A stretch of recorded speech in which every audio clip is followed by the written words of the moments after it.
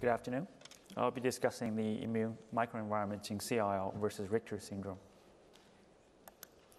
I have no disclosures. So Richter syndrome refers to the transformation of the indolent CLL into an aggressive lymphoma, such as diffuse large B-cell lymphoma or classical Hodgkin lymphoma.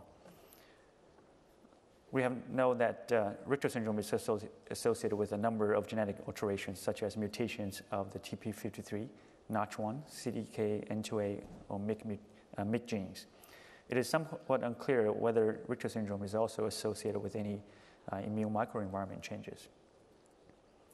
From data from a few clinical trials, we know that immune checkpoint inhibitors such as pembrolizumab and nivolumab were effective in treating Richter syndrome, particularly in patients with prior exposure to ibrutinib or when used in combination with ibrutinib.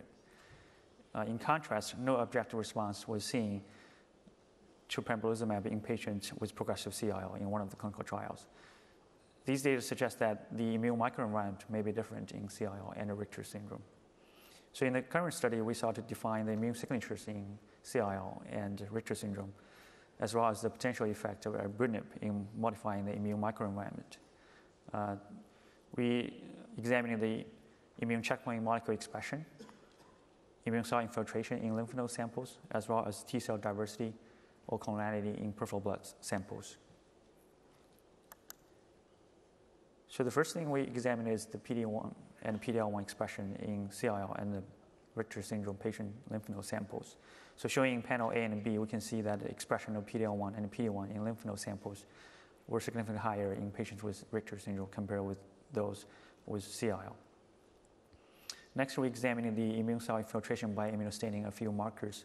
Showing panel C and D, we can see that the expression of CD3 and CD8 were a little higher in patients with Richter syndrome. However, this difference was not statistically significant. Showing panel E, FOXP3 positive, presumably regulatory T cells were higher in patients with Richter's compared with those with CLL. And finally, in panel F, CD163 positive macrophages were also higher in Richter samples compared with CLL samples. So the next thing we examine is the peripheral blood T cell clonality. For this assay, we extracted DNA from peripheral blood from CLL and the Richter syndrome patients and submitted the DNA to use the Immunoseq platform to basically quantify the TCR clonality. And so the platform basically uses a sequencing strategy of the CDR3 region of TCR V beta and then calculate the TCR clonality based on the richness and also the diversity of the TCR. So basically gives you an idea of the composition of the T cells and gives you an idea how diverse and clonal these T cells are. So showing in panel A and B are two examples of the TCR composition in two patients with CLL and Richter's respectively. Showing CLL patients, showing panel A, we frequently see this phenomena that patients always have this gigantic clone that dominates, while in Richter patients you see a more diverse composition of the T cells. Panel C shows you the quantification of TCR data from many patients. As we can see here, Richter patients do have a lower clonality of the TCR, indicating that Richter patients do have a more diverse T cell composition in their peripheral blood. So finally, we look at whether ibrutinib can alter the immune microenvironment in CLL patients and Richter patients by their previous exposure to chemo versus ibrutinib.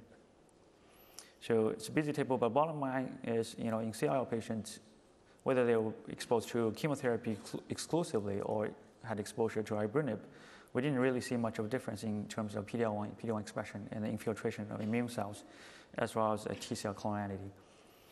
In Richter patients, the same phenomena was observed, although there's a slight trend of higher PD-1 expression in Richter patients who were exposed to ibrutinib compared to those who were exposed to chemoimmunotherapy alone. That being said, this is a small sample set. So in conclusion, CLL and Richter syndrome have distinct immune signatures in both the lymph nodes and peripheral blood. expression of PD-L1 and PD-1 and infiltration of FOXP3 positive T regulatory cells and CD163 positive macrophages were increased in Richter samples compared with CIL samples. And Richter patients also had higher peripheral blood lower TCR clonality, meaning a more diverse T-cell composition compared with CIL patients. These different immune microenvironments in CIL and Richter may partially explain the different responses to therapy with immune checkpoint inhibitors in these patients. With that, I will conclude, and thank you for your attention.